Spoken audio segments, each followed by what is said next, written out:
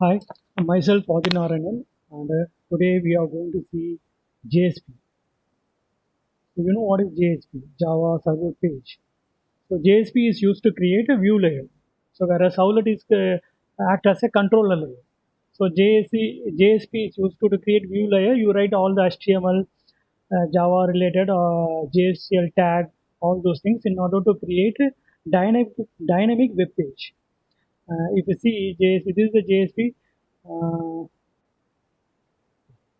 See, JSP technology is to create a web application just like server technology. It can be thought of as an extension to servlet because it provides more functionality than servlet such as expression language, JSTL, etc. Okay, so now we are going to use servlet to receive the request from the browser, and from servlet we use the service layer and DO layer, which I explained in my previous video.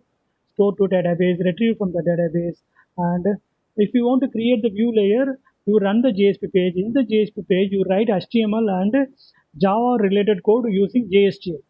You no need to use script-letter declaration expression language. You are going to use JSTL and HTML combination, which we have done previously. See if you see this one, we created dynamic web page by using like this, right? Account creation. So we created something like this. We use the JSTL and HTML combination. We created dynamic page. Okay. So that's the main use of JSP. So in our application, JSP used to create view layer. Servlet is a control layer, and all other business logic you are going to write in service and a DO layer. So service layer will contain all the business logic, and DO layer will contain all the logic related to storing to database and retrieving from the database. Say for example, if you ask what is the difference between service layer and DO layer, so in service layer, you write the logic. Suppose if you are going to transfer money to say what is the maximum amount you can transfer, what is the minimum balance should be there after the transaction, sending email, sending SMS, all these things are related to business logic. Whereas storing to database, retrieving the database is related to DO logic. So you can write those logic in DO file, and you can write this business logic in a business layer. And so controller is all controller where you write the servlet. Servlet will have the logic to retrieve the details that are coming from the JSP page, that is from the browser, and call the service layer, and your service layer in turn will use the DO layer, and it will return the value whatever you want, and you place all the things in the implicit object and run the JSP page. Your JSP page will take the value from the implicit object by using JSTL tags, and you are generating the view layer, and that will come to database. So this is how it works, right? So when you okay, this is how it works. So JSP is a technology to create a view layer. JSP has a life cycle. Read this one. JSP life cycle. So JSP will be converted into servlet using compile time. So compile time, JSP will be converted into servlet, and the rendering time in the sense when you click a hyperlink, when you click an hyperlink, your instruction will go to from browser, and HTTP request will go to your server, and your server will run the JSP page. That is request time. Compile time is different. Compile is compiling your JSP file into servlet. Your JSP will be converted into servlet. So that is compile time, and that is the request time. Okay. So try to understand. You will understand all the things. JSP script exploration declaration to add Java code. We are not using these three things. We are going to use only JSTL tags, right? Instead of these three things, we are going to use JSTL tag to add Java logic into our JSP page. These are all 5 implicit objects that will be available as part of JSP. When your JSP is compiled, and when you at the request time, all these 6 objects are available in the JSP page. You can access directly. Implicit object. So session, application, request, more important. Session. Just click and see, you will understand. So what is request? No, when you click in a browser, your request goes to the server, and server returns something, right?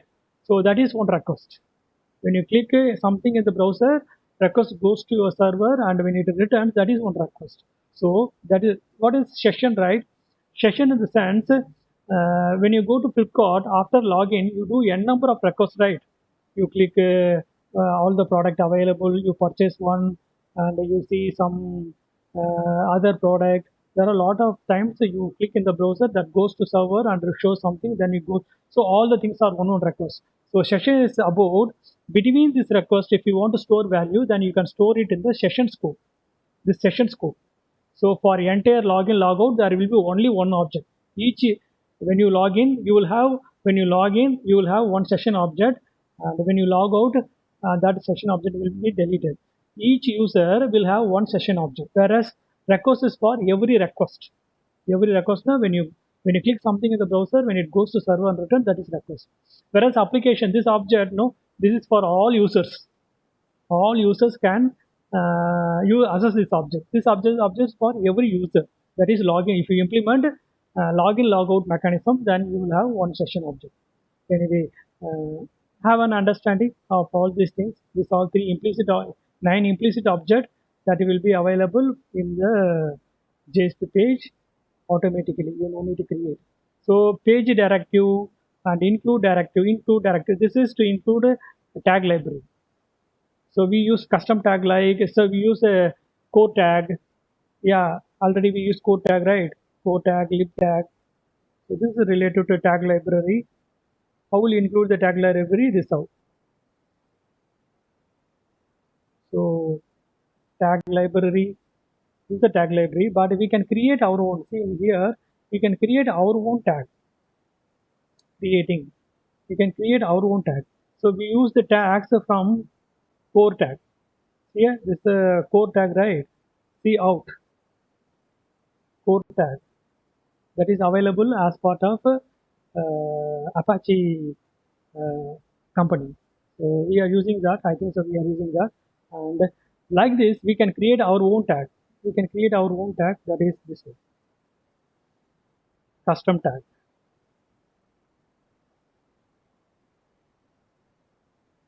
Where is custom tag here?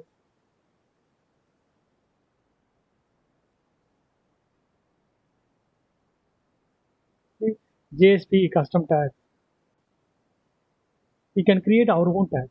If we want to create our own tag, then say like this. We can create our own tag. Example of a custom tag. Example of a custom tag. So this one. You can use these 3 ways and you can create your own tag. See here, they are creating one class, a my tag handler, and after that, see they are creating descriptor file. See they are creating tag today. This is tag name. This is tag and this is today. And see here in JSP, my yum today. What is yum? For this entire tag, they are giving one name, and they are using that name and they are using this tag today. So just if you see this one, if you create all the things, you know how the tag library works. Anyway, so nowadays JSP is replaced with Angular or React. So you no need to use JSP for any new files. You are going to use Angular or React single page application. Single page application. So the application which are all created before 4 years uses JSP. JSP. Nowadays, we are not using JSP. So this is also important because when you go and work in a project, you don't know whether you are going to work in an existing project or you are going to work in a new project which is created, which is less than 4 years of less than 4 years. So you should know all these things. What is tag library? What is custom tag? Uh, then you should know what is include and JSP include. See this one include and JSP include. So this by using this one, we can include the content of other file into a JSP file. By using this, you can include the content of other file to your JSP file. So this is included during translation time. Sorry, this is included during translation time. This is included during request time. So what is translation time? Translation time. See here, the include directive is used to include the content of any of the resources in the JSP file and the original content during page translation time. Very important. See here, this one. Page translation time. That is when your JSP is converted in Servlet, at the time the content of the file is added to this file. I'll show you. I'll show you. And whereas this one JSP include this one action element. JSP include action. This one the content is copied during runtime. See here, the JSP include action tag includes the resource at the request time. That is compile time, the translation time. This is request time. That's the difference.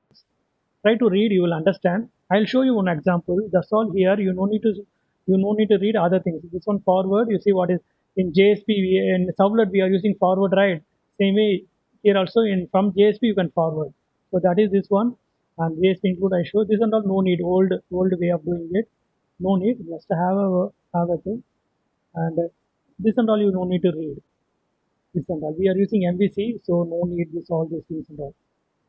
Very little bit of information you get. So just I will show you how to include and JSP include. See here, this is the syntax. JSP include action. This is the syntax. Whereas this one is JSP include translation time. See here, this is a include. Okay, I will show you in one example for include and JSP include. See here, I have one header file. So in a header file, all this content, I want this content to be in all my JSP page. So either I write this logic in all the JSP page, or else I move this one to some JSP page and include this page in the other page. See here in F1, I don't have login, logout, hyperlink and all. I'm including. See here, I'm including. Now what it will do now? So this is include. This is included. The content of this file is included into this file, that is f1.jsp file during translation time, not request time.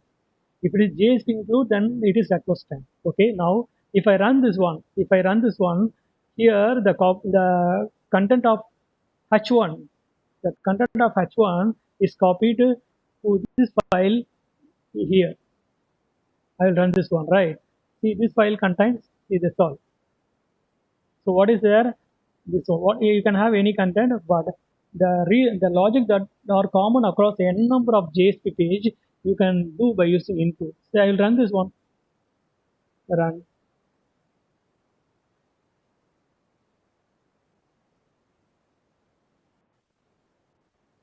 See here. Actually, this is not written in the f1.jsp. So it is written in h2.jsp, but it also got displayed because you use include. Same way you can include anywhere. You can include one file or you can include two files. See here, I am including this file or footer file. If you see my footer file, this contains this information. So in F2, see in F2, I include footer and header. I'll run this one.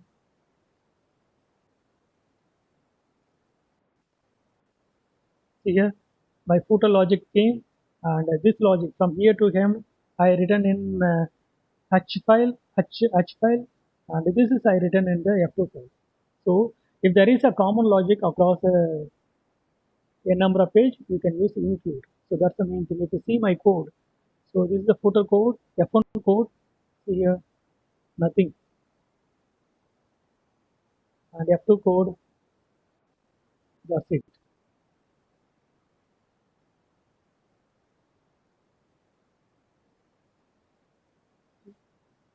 That's it. And if you do footer, this is the logic I wrote. There's two line in footer. In header one, so this one. Your bank login, log out, and register new customer. All these things are there. Login two times are there. If you remove this, so it will be affected in all the here also.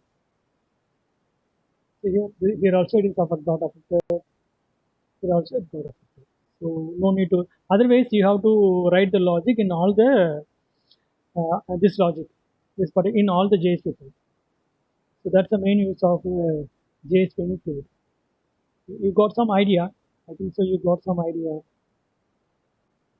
And so here, just you read all these things from here to up to here.